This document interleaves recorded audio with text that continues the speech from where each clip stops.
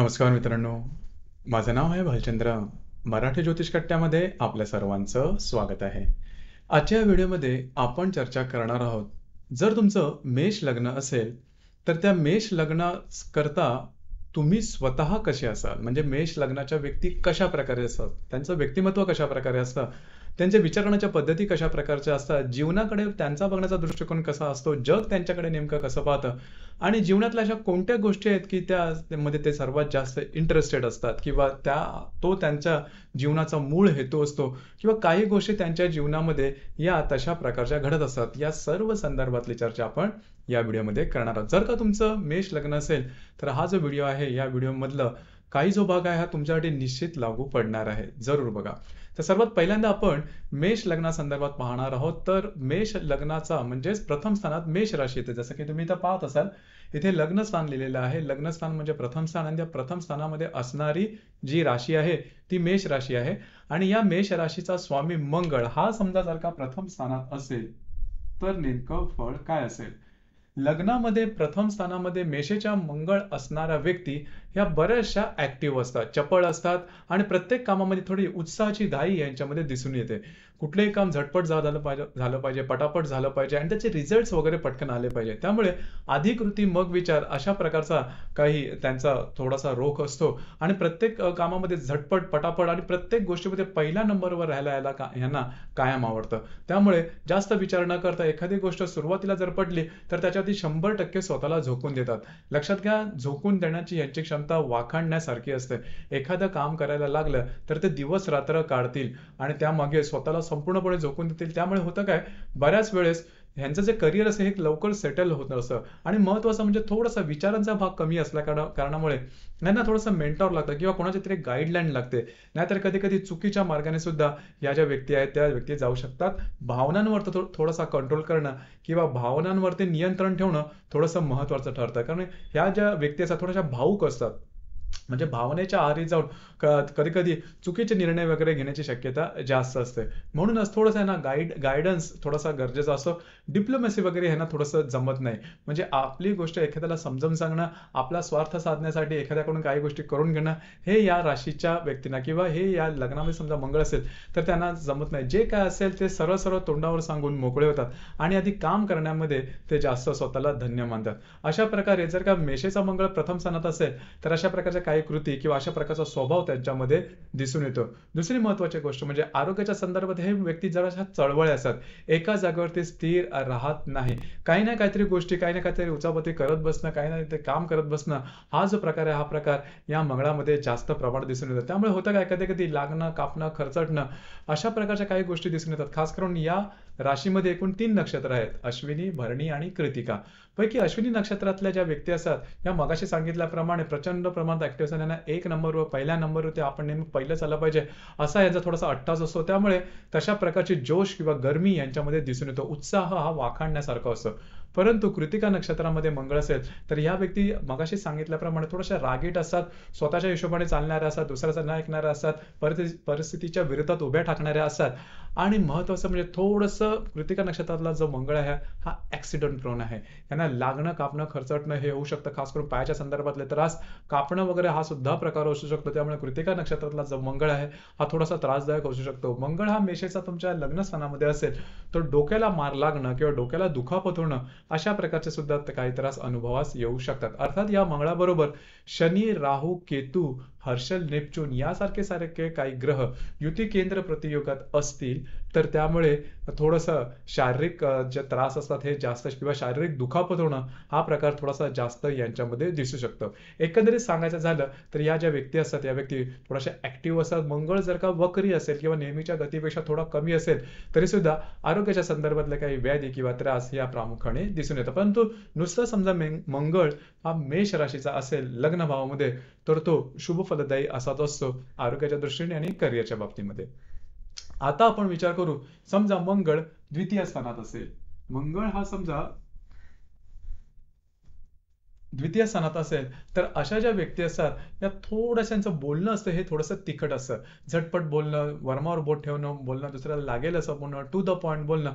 अर्थात या व्यक्तींना स्वतःला नेहमी वाटतं, की आपण जे बोलतो ते व्यवस्थित बोलतो, दुसऱ्याला समजेल असं बोलतो, दुसऱ्याची चूक सुधारली जावी असं बोलतो किंवा आपण जे बोलतो ते कायद्यामध्ये बोलतो, जे सरळ-सरळ ते बोलतो. लक्षात घ्या, तुम्हाला जरी असं वाटत असेल, तरी समोरच्या व्यक्ती त्या गोष्टीचं काही वेगळाच जे असतो अर्थ तो घेऊन जातो आणि त्यामुळे तुमचे जे वैयक्तिक नातेसंबंध आहेत हे बिघडले जातात. लक्षात घ्या, ही थोडीशी महत्त्वाची गोष्ट आहे आणि ही गोष्ट थोडीशी आवश्यक सुद्धा आहे तुम्हाला साधारण वैयक्तिक नातेसंबंध जोडण्याकरता. दुसरी महत्त्वाची गोष्ट म्हणजे द्वितीय स्थानामध्ये वृषभेचा मंगळ असेल, तर यांचे डोळे असतात हे थोडेसे बोलके असतात, मोठे असतात, लालसर असतात आणि डोळ्यांच्या संदर्भातले त्रास म्हणजे डोळ्यांच्या संदर्भात उष्णता येणं किंवा डोळ्यांना कोपऱ्या धरणं अशा प्रकारचे काही त्रास यांना होऊ शकतात किंवा डोळे येणं ज्याला आपण म्हणतो, अशा प्रकारचे काही त्रास त्यांना होऊ शकतात. डोळ्याच्या संदर्भातले त्रास यांना होऊ शकतात किंवा चष्मा लवकर येणं किंवा डोळ्यांची दृष्टी थोडीशी लवकर अधू होणं अशा प्रकारचे सुद्धा त्रास होऊ शकतात. अर्थात या राशीमध्ये एकूण 3 नक्षत्र येतात. कृतिका, रोहिणी आणि मृगशीर्ष. पैकी कृतिका नक्षत्रात मंगळ असेल तर थोडंसं आरोग्याच्या संदर्भात, डोळ्यांच्या दृष्टीच्या संदर्भात आणि तिसरी महत्त्वाची गोष्ट म्हणजे वैवाहिक सुखाच्या संदर्भात सुद्धा थोडासा त्रासदायक ठरतो. द्वितीय स्थानात असणारा जो मंगळ आहे, ही माणसं थोडीशी पैशाच्या ठिकाणी यांचं आकर्षण थोडंसं जास्त असतं, थोडेसे स्वार्थी दिसू शकतात. परंतु पैशाचे स्पेंडिंग असतात, खर्च असतात, त्याच्यावर थोडंसं नियंत्रण राखणं यांना थोडंसं कठीण जातं. इथे थोडंसं याने काम करणं गरजेचं आहे. म्हणजे स्पेंडिंग वगैरे आपण म्हणतो ज्याला खर्च वगैरे म्हणतो, खर्च यांच्याकडून वायफळ होतात, कधी-कधी अनावश्यक खर्च सुद्धा होतात. तर या ठिकाणी थोडंसं लक्ष देणं महत्त्वाचं आहे आणि यांना कायम असं वाटतं, की आपल्याकडे पुरेसा असा पैसे आलेलेच नाहीयेत, पुरेशी अशी गुंतवणूक होत नाहीत. बऱ्याच वेळेस गुंतवणूक सुद्धा चुकीची ठरली जाऊ शकते. दुसरी महत्त्वाची गोष्ट म्हणजे या मंगळाबरोबर समजा राहू असेल, तर यांनी ज्या गोष्टी चुकीच्या बोलल्या जातात त्या खऱ्या होतात. दुसऱ्यांना वाईट साईड बोललं तर ते खरं होऊन जातं. अर्थात द्वितीयातला जो मंगळ असतो हा थोडासा मगाशी सांगितल्याप्रमाणे थोडेसे फटकळ बोलणारी माणसं असतात. त्यांना तिखट खायला खूप आवडतं. तिखट, मसालेदार हे खाणं यांना खूप आवडतं. दुसरी महत्त्वाची गोष्ट म्हणजे या लोकांना ॲडिक्शन लागणं हे लवकर होऊ शकतं. लत लागणं ज्याला आपण म्हणतो. एखाद्या गोष्टीचं ॲडिक्शन होणं किंवा आहारी जाणं, व्यसनांच्या आहारी जाणं हा प्रकार द्वितीयात मंगळ असण्याची शक्यता जास्त असते. म्हणजे हे जे व्यसनं असतात ही वेगवेगळ्या प्रकारची असू शकतात. म्हणजे मद्यपान असू शकतं, स्मोकिंग असू शकतं आणि कुठल्या प्रकारचं असू शकतं. तर साधारणतः द्वितीयातला मंगळ हा व्यसनांच्या आहारी जाण्यामध्ये थोडासा वाईट असतो. या मंगळावर मगाशी सांगितल्याप्रमाणे राहू असेल, शनी असेल किंवा अशा प्रकारचे पापग्रस्त असेल, नेपच्यून असेल, तर डोळ्यांच्या संदर्भात आणि साधारण व्यसनांच्या आहारी जाण्याच्या संदर्भात हा मंगळ जास्त थोडासा ॲग्रेसिव्ह असतो. तर इथे थोडंसं लक्ष देणं गरजेचं आहे. म्हणजे डोळ्यांच्या संदर्भात खाण्यापिण्याच्या ज्या सवयी आहेत, म्हणजे खाण्यापिण्याच्या सवयीच्या बाबतीत सांगितलं तर मसालेदार खाणं, तिखट खाणं किंवा अशामुळे थोडासा यांना त्रास सुद्धा होतो. कारण तुमचं मेष लग्न असेल तर थोडीशी पित्त प्रकृती असते, तर उष्णतेच्या संदर्भातले त्रास हे डोकं वर काढू शकतात. तर या संदर्भात थोडीशी काळजी घेणं आवश्यक आहे. द्वितीयातला जो मंगळ आहे या बाबतीत थोडासा अग्रेसिव्ह असतो. तर या संदर्भात थोडीशी काळजी घेणं गरजेचं आहे. याचप्रमाणे समजा तृतीय स्थानात मिथुनेचा मंगळ असेल, तृतीय स्थानात समजा मिथुनेचा मंगळ असेल तरी सुद्धा थोडीशी काळजी घेणं गरजेचं आहे. कारण हा शत्रू राशीतला मंगळ होतो, बुधाच्या राशीतला मंगळ होतो. पहिली महत्त्वाची गोष्ट म्हणजे आरोग्याच्या संदर्भामध्ये थोडीशी काळजी घेणं गरजेचं आहे. अशा ज्या व्यक्ती असतात थोड्याशा चळवळ्या असतात, एका जागेवरती स्थिर राहणार नाही, त्यांना फिरायला वगैरे जास्त आवडतं, प्रवास करायला आवडतं, फिरायला जास्त आवडतं. एका जागेवरती स्थिर राहून किंवा एका टेबलावरती किंवा एका खुर्चीवरती काम करत करत बसणं हे यांना आवडत नाही. यांना फिरायला वगैरे जास्त आवडतं, समाजामध्ये मिक्स व्हायला आवडतं आणि शेअरिंग वगैरे करायला खूप आवडतं. त्यामुळे अशा ज्या व्यक्ती असतात त्या मार्केटिंगच्या संदर्भात, tours and travels, hotel industry, hospitality industry यामध्ये म्हणजे जे संपर्काशी संबंधित जे काय व्यवसाय आहेत किंवा जे काय उद्योगधंदे आहेत, जे काही कामं आहेत या संदर्भामध्ये ह्या ज्या व्यक्ती असतात या जास्त रुळतात. लक्षात घ्या, तृतीयामध्ये समजा मिथुनेचा मंगळ असेल तर भावंडांशी जमणं थोडंसं कठीण होऊन बसेल. भावंडांचे थोडेसे कॉम्प्लिकेशन प्रॉब्लेम होणं किंवा त्यांच्या संसारात, भावंडाच्या संसारामध्ये किंवा त्यांच्या आरोग्याच्या संदर्भातले काही त्रास वगैरे होणं अशा प्रकारचे अनुभव सुद्धा तृतीयातला मंगळ मिथुनेचा असेल तर या संदर्भात होऊ शकतं. स्किन ॲलर्जी ज्याला आपण म्हणतो, त्वचा विकार किंवा डोकं दुखणं किंवा साधारणतः हाताला किंवा खांद्याला मार लागणं असा सुद्धा त्रास होऊ शकतो. तर या संदर्भात थोडीशी काळजी घेणं महत्त्वाचं आहे. तिसरी महत्त्वाची गोष्ट म्हणजे तुमचे जे शेजारी वर्ग असतात त्यांच्यावर सुद्धा इंटरॅक्शन तेवढंसं चांगलं नसतं. शेजाऱ्यांशी थोडंसं वादविवाद होणं, त्यांच्याकडून काही गोष्टी केल्या जाणं अशा प्रकारचे काही त्रास तुमच्या तृतीयात मंगळ असेल तर होतो. परंतु तृतीयात असणारा मंगळ ह्या ज्या व्यक्ती असतात त्या स्वतःच्या हिमतीवरती पुढे जातात किंवा दुसऱ्यांची मदत घेणं त्यांना आवडत नाही किंवा दुसऱ्यांनी मदत केलेली सुद्धा आवडत नाही. बिनधास्त असतात, परिस्थितीला सामोरे जाणारे असतात आणि स्वतःच्या कार्यकर्तृत्वावरती पुढे येणाऱ्या या व्यक्ती असतात. परंतु थोडंसं आरोग्याकडे लक्ष दिलं गेलं पाहिजे. कानाच्या संदर्भातल्या व्याधी यांना होण्याची शक्यता थोडी जास्त असते. भावनेच्या संदर्भात मगाशी सांगितलं, इथे सुद्धा थोडंसं लक्ष देणं गरजेचं राहील. त्याचप्रमाणे समजा चतुर्थात मंगळ असेल, तर प्रथमात किंवा चतुर्थात मंगळ असेल तर आपण साधारणतः मांगलिक आहे किंवा मंगळी कुंडली असं म्हणतो. पण तो लक्षात घ्या, थोडंसं ही गोष्ट महत्वाची पण आहे की फक्त मंगळ असल्यामुळे विवाह सुखामध्ये फार मोठे त्रास झाले किंवा विवाह सुख अगदी टोकाचं झालं असं कधीही होत नाही. समजा प्रथम, चतुर्थ, सप्तम, अष्टम आणि व्यय या सणामध्ये एकापेक्षा जास्त पापरग्रह असतील तर ते साधारण विवाह सुखाला त्रासदायक होऊ शकते. एकट्या मंगळाने अशा प्रकारचे त्रास होणं थोडंसं कठीण असतं. लक्षात घ्या, समजा चतुर्थामध्ये तुमचा कर्क राशीचा मंगळ असेल तर या कर्क राशीमध्ये आश्लेषा नक्षत्र येतं. तर आश्लेषा नक्षत्रात समजा मंगळ असेल तर अर्थातच तुम्हाला साधारण माहिती असेल की कर्क राशीचा मंगळ हा नीचेचा समजला जातो. परंतु तो समजा आश्लेषा नक्षत्र असेल तर थोडेसे आरोग्याच्या संदर्भातले त्रास येऊ शकतात किंवा तुमच्या मातेला सुद्धा आरोग्याच्या संदर्भातले त्रास होऊ शकतात. परंतु इतर 2 नक्षत्रामध्ये मंगळ असेल, पुनर्वसू आणि पुष्य या 2 नक्षत्रामध्ये मंगळ असेल तर आई जी असते थोडीशी डॉमिनेटिंग असते. आईच्या शब्दावरती संपूर्ण घर चालतं. आईची ही थोडीशी कमांडिंग असते आणि आई म्हणेल त्याचप्रमाणे घरातल्या ज्या गोष्टी असतात त्या होत असतात. तर आईचं सुद्धा थोडंसं स्थान या त्या ठिकाणी दिसून येतं. त्याचप्रमाणे या ज्या व्यक्ती असतात यांचं घराकडे जास्त लक्ष असतं. म्हणजेच तुमच्या समजा चतुर्थामध्ये कर्क राशीचा मंगळ असेल तर घराकडे थोडंसं जास्त लक्ष असतं. घरामध्ये चांगल्या वस्तू असायला हव्यात, थोड्याशा सुख उपभोगाच्या वस्तू असायला हव्यात, स्वतःची गाडी असायला हवी, स्वतःचं घर असायला हवं. अशा प्रकारच्या काही गोष्टी या असाव्यात असं यांच्या मनापासून इच्छा असते आणि ती तशी पाहिली इतर ग्रहस्थितीच्या आधारावरती तर पूर्ण होण्याची शक्यता सुद्धा जास्त प्रमाणात असेल. समजा तो जो मंगळ असेल तो पुनर्वसू आणि पुष्य नक्षत्रात असेल तर साधारणतः चतुर्थात मंगळ असेल तर तो तसा मंगळ वाईट आहे किंवा विवाह सुखाच्या दृष्टीने त्रासदायक आहे असं मात्र अजिबात नाही. या व्यक्ती भरपूर हार्ड वर्किंग असतात, कष्ट करून आयुष्यात पुढे जाणारे असतात, मेहनती असतात. फक्त जसं मी सुरुवातीला सांगितलं, यांना कोणतरी मार्गदर्शक असावं लागतो आणि मार्गदर्शक समजा योग्य मिळाला तर या व्यक्ती खूप पुढे जाऊ शकतात. आणि बऱ्याच वेळेस या व्यक्तीला घरच्यांचंच करण्यामध्ये यांचं संपूर्ण आयुष्य हे निघून जातं. थोडंसं यांना झोप कमी असते आणि आयुष्याचे शेवटचे दिवस थोडेसे दगदगीचे जाण्याची शक्यता असते. आणि दुसरी महत्वाची गोष्ट म्हणजे चतुर्थात असलेला मंगळ मगाशी सांगितल्याप्रमाणे व्यक्ती या थोड्याशा हार्ड वर्किंग असतात. आता आपण चर्चा करू, समजा मंगळ हा पंचमात असेल, लग्नेश पंचमात हा जो योग आहे हा योग शुभ फलदायी असा असतो. म्हणजे लग्नेश पंचमात हा म्हणजे केंद्रेश कोणात, म्हणजे लग्नेश हा कोण स्थानात असेल, अर्थात लग्नेश केंद्र कोणात असेल तर शुभ फलदायीच असतो. तर समजा मंगळ हा पंचमात असेल तर पहिली सगळ्यात महत्वाची गोष्ट म्हणजे या लोकांना सट्टा किंवा स्टॉक एक्सचेंज याच्याबद्दलचं तीव्र आकर्षण असतं. झटपट पैसे मिळाले पाहिजे, पटापट पैसे मिळाले पाहिजेत, बुद्धीच्या आधारावरती पैसे मिळाले पाहिजेत आणि थोडेसे इझी मनी मिळाले पाहिजे असा थोडासा भाव असतो. त्यामुळे ह्यांचं होतं काय की थोडंसं सट्टा, स्टॉक एक्सचेंज किंवा कधी कधी जुगाराच्या सुद्धा आहारी जातात. लक्षात घ्या, हा मंगळ समजा एकटा असेल तर तो चांगला असतो, पण या मंगळाबरोबर पापग्रह असतील म्हणजे त्याच्या केंद्र प्रतियोगात किंवा युती योगात पापग्रह असतील तर ते मात्र सट्टा किंवा अशा प्रकारचे तत्सम जे इझी मनी मिळणारे जे काही मार्ग असतील त्याच्यापासून त्यांना त्रास होऊ शकतो किंवा बँकरप्ट होण्यापर्यंत सुद्धा ती पत्रिका जाऊ शकते. तर या ठिकाणी ही गोष्ट थोडीशी महत्वाची आहे, ही गोष्ट लक्षात सुद्धा ठेवण्यासारखी आहे. या ज्या व्यक्ती असतात त्यांना बैठ्या खेळापेक्षा बाहेर जे आउटडोर गेम्स आहेत ते त्यांना खेळणं जास्त आवडतं, म्हणजे मैदानात खेळ यांना खूप आवडतात.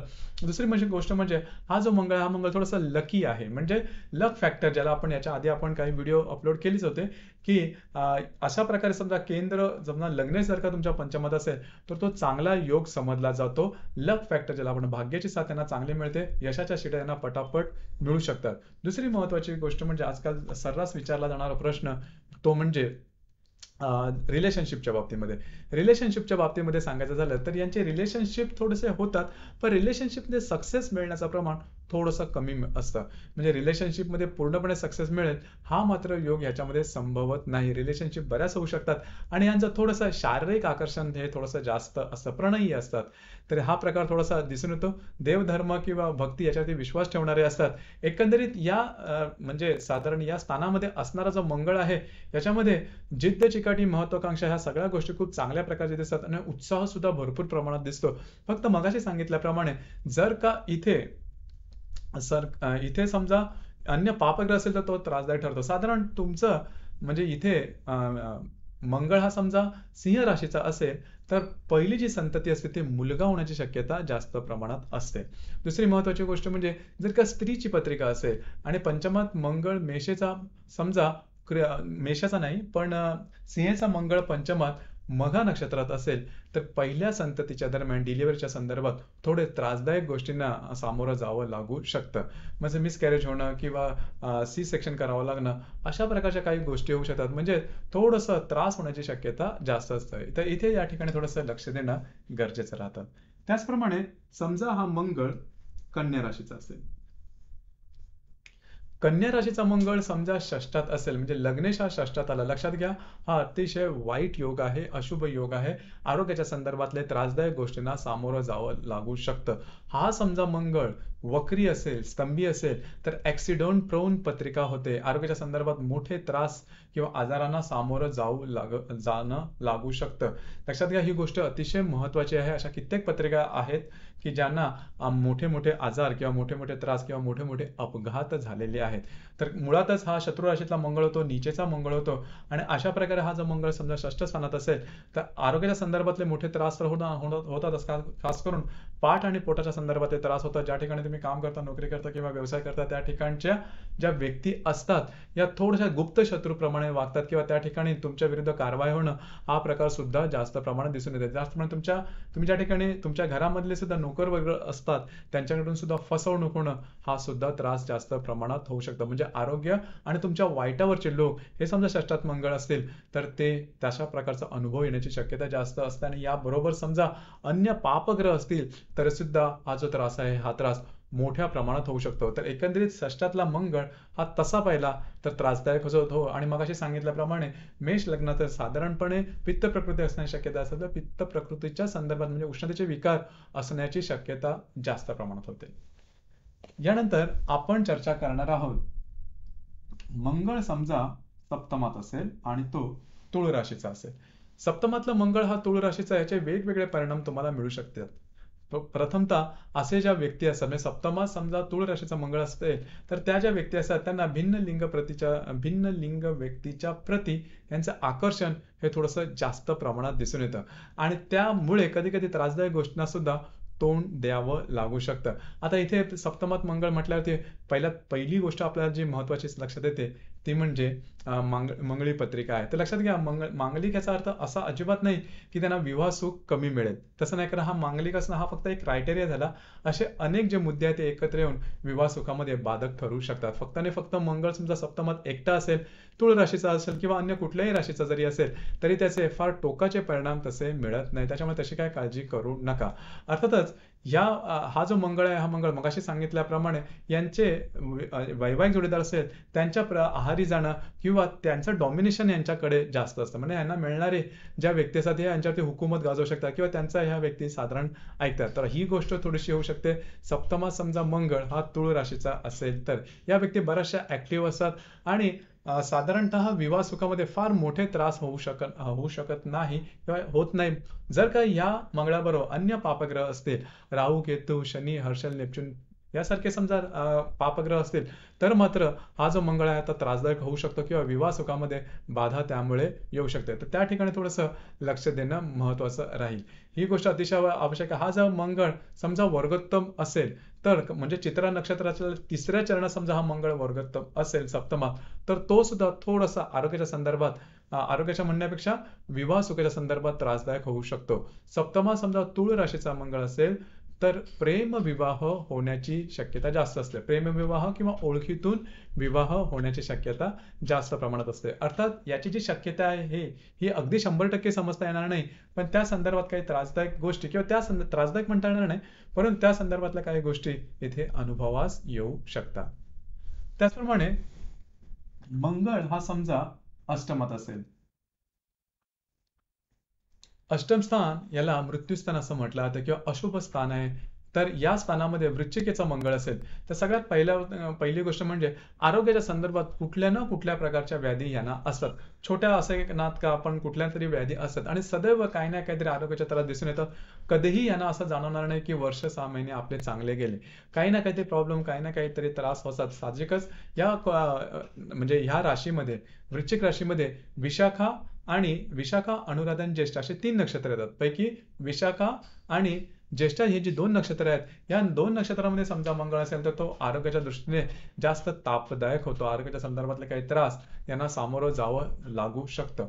दुसरी महत्वाची गोष्ट म्हणजे जे इनलॉज असतात किंवा सासरकडच्या मंडळी असतात त्यांच्या संदर्भात त्यांच्याबरोबर ह्यांचं जास्त जमत नाही, पटत नाही आणि त्याचा परिणाम थोडासा विवाह सुखावरती होऊ शकतो. तर ही गोष्ट थोडीशी महत्वाची आहे. बऱ्याच वेळेस अष्टमातला मंगळ हा वाईट समजला जातो विवाह सुखाच्या दृष्टीने, परंतु तो समजा ह्या नक्षत्रात असेल म्हणजे वृश्चिक राशीच्या ज्येष्ठ नक्षत्र असेल तर स्वतःच्या आरोग्याच्या संदर्भात आणि ह्या ग्रहाबरोबर समजा अन्य पापग्रह असतील तर ते थोडेसे विवाह सुखाच्या दृष्टीने त्रासदायक होऊ शकतात. तर इथे थोडंसं लक्ष देणं गरजेचं आहे. आरोग्याच्या ठिकाणी लक्ष देणं महत्वाचं ठरेल. त्याचप्रमाणे समजा मंगळ हा तुमच्या भाग्यस्थानात असेल, समजा धनु राशीचा मंगळ हा तुमच्या भाग्यस्थानात असेल तर लग्नेश भाग्यात हा जो भाव आहे किंवा हा जो योग आहे तसा पाहिला तर शुभ फलदायी. अशा व्यक्तींना फिरायला आवडतं, एके ठिकाणी स्थिर राहत नाही, बाहेरगावी जाण्याचा योग चांगला असतो, धार्मिक असतात, आध्यात्मिक असतात, दुसऱ्याला मदत करणारे असतात. समाजामध्ये यांची जी इमेज असते, यांची जी प्रतिमा असते ती खूप चांगली असते. एकंदरीत खूप उत्स्फूर्त असतात, उत्साही असतात, आनंदी असतात. समाजाकडे पाहण्याचा किंवा जीवनाकडे पाहण्याचा सकारात्मक दृष्टिकोन यांच्यामध्ये दिसून येते. एकंदरीत यांचं जे संपूर्ण जे व्यक्तिमत्व असतं तेच खूप लाईव्हली असतं, समोरच्याला ते मदत करणारे असतात. त्यामुळेच एकंदरीत ह्या ज्या व्यक्ती असतात या व्यक्तींचं आयुष्य असतं ते थोडंसं बरं जातं. आता भाग्यात असल्यामुळे संपूर्णपणे भाग्याची साथ मिळते का तर तसं नसतं, पण भाग्याची साथ कधी मिळते ज्यावेळेस तुम्ही मेहनत करता, ज्यावेळेस तुम्हाला अपेक्षित आहे ते काम करण्यासाठी पूर्ण स्वतः आणि पुढच्या ज्या थोड्याशा गोष्टी राहतात त्यामध्ये तुम्हाला भाग्याची साथ जर का तुमचा लग्नेश समजा भाग्यात असेल तर मिळू शकते. या व्यक्तींना थोडंसं फिरायला आवडतं, जसं की मी तृतीय स्थानाच्या संदर्भात सांगितलं. आता इथे 3 नक्षत्र येतात, मूळ, पूर्वाषाढा आणि उत्तराषाढा. तर मूळ नक्षत्रातलं जर मंगळ असेल तर त्यांना आरोग्याकडे लक्ष देणं अतिशय आवश्यक आहे. आरोग्याच्या संदर्भातले काही त्रास होऊ शकतात. आणि समजा मूळ नक्षत्रात समजा भाग्यस्थानात मंगळ असेल तर तुमच्या घराण्यातल्या आधीच्या कुठल्या तरी व्यक्तीचा पुनर्जन्म असा संदर्भ इथे थोडासा लागू शकतो. म्हणजे तुमच्या व्यक्तिमत्वामध्ये आधीच्या कुठल्या तुमचे जे पूर्वज असतील त्यांचे काही छाप वगैरे दिसू शकते. अर्थात ही गोष्ट दिसून येते बऱ्याच वेळेस. म्हणजे तुमचं वागणं, बोलणं, विचार करणं, दिसणं या किंवा जीवनातल्या महत्वपूर्ण घटना आहे त्या संदर्भामध्ये अशा संदर्भातले किंवा अशा प्रकार किंवा असे काही अनुभव येऊ शकतात. इथे आरोग्याच्या संदर्भातले सुद्धा त्रास होऊ शकतात. तुमचं पंचम स्थान जर का बरोबर नसेल तर संततीच्या संदर्भातले त्रास सुद्धा जर का मूळ नक्षत्रात जर का मंगळ असेल धनुराशीतला तर तसा होऊ शकतो. पूर्वाषाढ किंवा उत्तराषाढ नक्षत्रात मध्ये मंगळ असेल तर तो मंगळ पूर्णपणे शुभफलदायी ठरतो. मूळ नक्षत्रातला मंगळ जर का तुमच्या भाग्यस्थानात असेल तर त्या व्यक्ती थोड्याशा कर्मठ असतात. म्हणजे धर्माच्या दृष्टीने किंवा अध्यात्माच्या दृष्टीने त्यांचे जे विचार असतात ते थोडेसे कर्मठ असतात, थोडेसे तिखट असतात. त्याचप्रमाणे समजा मंगळ तुमच्या दशम स्थानात असेल, म्हणजेच मकरेचा मंगळ जर का दशम स्थानात असेल तर त्या ज्या व्यक्ती असतात असा जो मंगळ आहे, हा मंगळ खूप शुभफलदायी ठरतो. एक तर तो उदित गोलार्धामध्ये येतो आणि तो मकरेचा म्हणजे उच्च राशीतला मंगळ आहे. या व्यक्ती स्वतःच्या हिमतीवरती पुढे जातात, दुसऱ्याची मदत कधीही घेत नाहीत, मोठमोठे उद्योगधंदे किंवा स्वतःची अशी ओळख निर्माण करतात समाजामध्ये. परिस्थितीला घाबरणार नाहीत, व्यक्तीला घाबरणार नाहीत. यांच्यामध्ये जो आत्मविश्वास असतो तो प्रचंड असतो. म्हणजे यांच्या नुसत्या दिसण्यावरती जाऊ नका, यांच्या मनाची जी ताकद असते ती प्रचंड असते. कधीच कोणाची मदत घेणार नाही, स्वतःच्या हिमतीवरती पुढे जातील. अर्थात या मंगळाबरोबर समजा शनी असेल तर शनी तसा पापग्रह आहे परंतु तो स्वराशीत आहे आणि मंगळ शनी जर का हे दोन्ही ग्रह या दशम स्थानात मकरचे असतील तर त्या ज्या व्यक्ती असतात त्या आयुष्यात प्रचंड प्रमाणात पुढे जातात आणि म्हणतात सिंगल हँडेडली ज्याला आपण म्हणतो मोठमोठे इंडस्ट्री उभे करू शकतात, स्वतःच्या हिमतीवरती पुढे जाणाऱ्या त्या व्यक्ती असतात.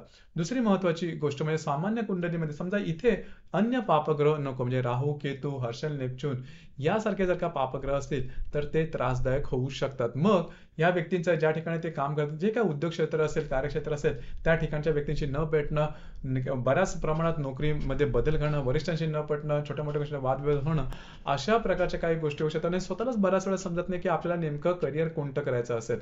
इथे फक्त आणि फक्त मंगळ असेल किंवा त्याच्यावर जर का शनी असेल तर तो उत्तमच, पण तो इतर कुठल्या पापग्रहांच्या युती, केंद्र किंवा प्रतिरोध असेल तर तो जो ग्रह आहे किंवा तो जो योग आहे, हा योग थोडासा त्रासदायक ठरतो. तर तिथे थोडंसं लक्ष देणं गरजेचं आहे. परंतु एकटा जो मंगळ आहे हा बऱ्याच प्रमाणात शुभ फलदायी असा ठरू शकतो. त्याचप्रमाणे समजा मंगळ हा लाभ स्थानात असेल, मेष लग्नाला जो मंगळ आहे हा समजा भाग्यस्थानात असेल, तो कुंभ राशीतला असेल, तर सगळ्यात पहिली आणि महत्वाची गोष्ट म्हणजे आर्थिक संदर्भात हा थोडासा त्रासदायक ठरतो. म्हणजे बऱ्याच वेळा तुम्ही काही कामं करतात पण त्या कामाचे पैसे मिळत नाहीत, जे तुम्हाला कमिटेड केलेले असतात पैसे ते मिळत नाहीत. मित्र परिवारावर छोट्या मोठ्या गोष्टींवर वादविवाद होतात, मित्र चांगले मिळत नाहीत, तुम्ही मित्राच्या उपयोगी पडता परंतु मित्र हे थोडेसे वेगळ्या प्रकारचे मिळतात. अशा प्रकारचा काही त्रास होतो. कधी कधी आपले जे स्पेंडिंग्स असतात हे जास्त प्रमाणात होतात. स्पेंडिंग म्हणजे अनावश्यक स्पेंडिंग हे थोडेसे जास्त प्रमाणात होतात आणि तिथे थोडंसं लक्ष देणं गरजेचं आहे. कधी कधी तुमचे जे संतती असतात हे काय तुमच्याशी नीट वागत नाहीत, नीट बोलत नाहीत. अशा प्रकारे संतती सुखामध्ये सुद्धा थोडासा अभाव करणारा हा मंगळ आहे. समजा या मंगळावर पापग्रह असतील तर तो जो योग आहे तो खूपच त्रासदायक ठरतो. आरोग्याच्या संदर्भात, पायाच्या संदर्भातला काही व्याधी तयार होणं, अशा प्रकारचे काही त्रास होतात. त्याचप्रमाणे या मंगळाबरोबर इतर पापग्रह असतील किंवा हा मंगळाची दैनिक गती कमी असेल किंवा तो वक्री असेल, स्तंभी असेल, तर मात्र तुमचे जे मोठी भावंड असतील त्यांच्या संदर्भातले काही त्रास वगैरे होण्याची शक्यता जास्त प्रमाणात असेल. त्यांच्या आरोग्याच्या संदर्भातले त्रास किंवा त्यांचं तुमच्याशी न जमणं, मोठ्या भावंडामुळे तुम्हाला त्रास होणं, त्यांच्या वैवाहिक जीवनात किंवा त्यांच्या फॅमिली लाईफमध्ये काही त्रासदायक गोष्टींना सामोरं जावं लागणं, अशा प्रकारच्या काही गोष्टी किंवा अशा प्रकारचे अनुभव तुम्हाला समजा तुमच्या लाभस्थानात मंगळ असेल तर तो अनुभव येऊ शकतो. यानंतर आपण विचार करणार आहोत, समजा व्ययस्थानात मंगळ असेल.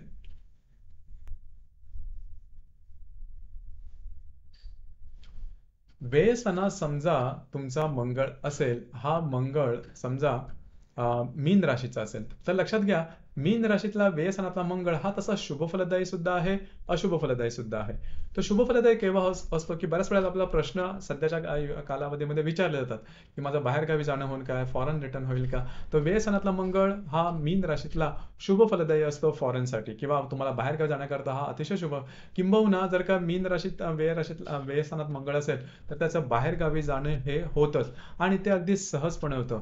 दुसरी महत्वाची गोष्ट म्हणजे या लोकांचा धार्मिक आध्यात्मिक गोष्टी चिंतनावरती फार विश्वास असतो आणि तशा प्रकारचे काही चांगले अनुभव त्यांना मिळतात सुद्धा. अर्थात इथे लक्षात घ्या जे एकूण 3 नक्षत्र येतात पैकी जे शेवटचं नक्षत्र आहे त्या नक्षत्रामध्ये जर का मंगळ असेल तर पायाच्या संदर्भातले त्रास होण्याची वगैरे शक्यता जास्त प्रमाणात असेल.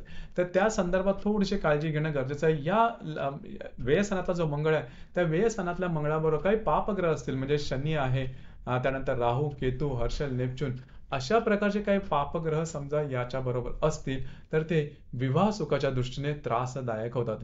विवाह सुखाच्या संदर्भामध्ये त्रासदायक गोष्टींना सामोरं जावं लागू शकतं. त्याचप्रमाणे डोळ्यांच्या संदर्भातले त्रास होऊ शकतात, पायाच्या संदर्भातले त्रास होऊ शकतात. तर अशा प्रकारे व्ययस्थानामध्ये समजा अशा प्रकारे जर का मंगळ असेल की जो पापग्रहांबरोबर असेल तर कर्ज घेणं, कोणाला जामीन राहणं हा प्रकार कधीही करू नका. आणि असा पण जर का हा मंगळ जर का वाईट ग्रह किंवा अशुभ ग्रहाबरोबर असेल तर जीवन हे नेहमी कटकटीचं जातं. जीवनामध्ये नेहमी कुठल्या ना कुठल्या प्रकारचे त्रास, आपण न केलेल्या चुका सुद्धा आपल्याला बऱ्याच वेळेस भोगाव्या लागतात. जर व्ययस्थानात जो मंगळ आहे हा मंगळ पापग्रहांबरोबर असेल तर. नुसतं जरी मंगळ असेल तरी पण त्यांचं जे जीवन असं हे थोड्याफार प्रमाणात कटकटीचं किंवा तापदायक असतं. छोट्या मोठ्या गोष्टींवर त्यांचे वादविवाद होत असतात किंवा आपल्या जीवनात काहीच ठेवलेलं नाही किंवा जीवनामध्ये असे म्हणजे त्यांच्याकडून वेगवेगळ्या प्रकारच्या ज्या गोष्टी असतात किंवा कटकटीचे भाग असतात ते दिसून येतात. तर मित्रांनो हे होतं जर का तुमचं मेष लग्न असेल आणि तुमचा लग्नेश मंगळ हा वेगवेगळ्या स्थानामध्ये कशा प्रकारचे अनुभव देईल या संदर्भातली चर्चा. अशाच प्रकारे आपण बाकीची जी लग्न आहेत म्हणजे वृषभ लग्न आहे, मिथुन लग्न आहे, त्यांच्या संदर्भात मध्ये सुद्धा जो लग्नेश हा कशा प्रकारे परिणाम करेल या संदर्भातले व्हिडिओ आपण अपलोड करत आहोत. आजचा व्हिडिओ आपल्याला कसा वाटला, आपण त्याचा अनुभव कशा प्रकारे घेतला, खाली कमेंट बॉक्समध्ये नक्की कमेंट करा. आणि आपलं हे जे चॅनल आहे मराठी ज्योतिष कट्टा हे सुद्धा लाईक, शेअर आणि सबस्क्राईब नक्की करा. धन्यवाद.